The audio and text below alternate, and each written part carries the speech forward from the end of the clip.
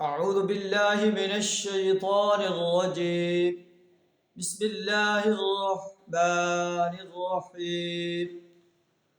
وإذ قال الله يا عيسى ابن مريم أأنت قلت للناس اتخذوني وأمي إلهين من دون الله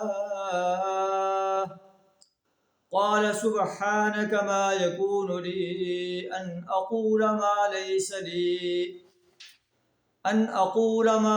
لي بحق صدق اللہ العظیم.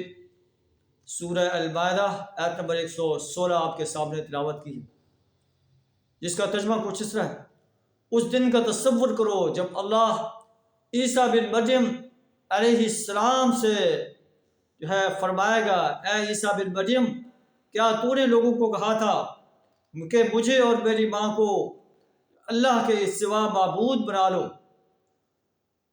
تو عیسیٰ علیہ السلام جواب دیں گے، سبحانک، اے اللہ تو پاک، میرے لیے یہ لائق نہیں ہے کہ میں وہ بات کہوں جو حق نہیں ہے.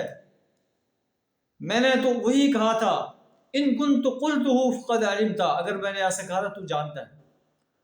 تعلم ما فی نفسی ولا اعلم ما فی نفسک، تو جانتا ہے جو کچھ میرے دل میں ہے، میں نہیں جانتا جو کچھ تیرے دل میں ہے.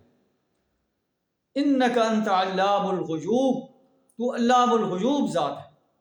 میں نے تو انہیں یہی کہا تھا جو تو نے مجھے حکم دیا، ان اعبدوا اللہ ربی و ربکم، ایک اللہ کی بندگی کرو، ایک اللہ کی پرستش کرو، ایک اللہ کی غلامی اختیار کرو، ایک اللہ کی اطاعت کرو، ایک اللہ کی حاکمیت کو تسلیم کرو، جو میرا بھی رب ہے تمہارا بھی رب ہے.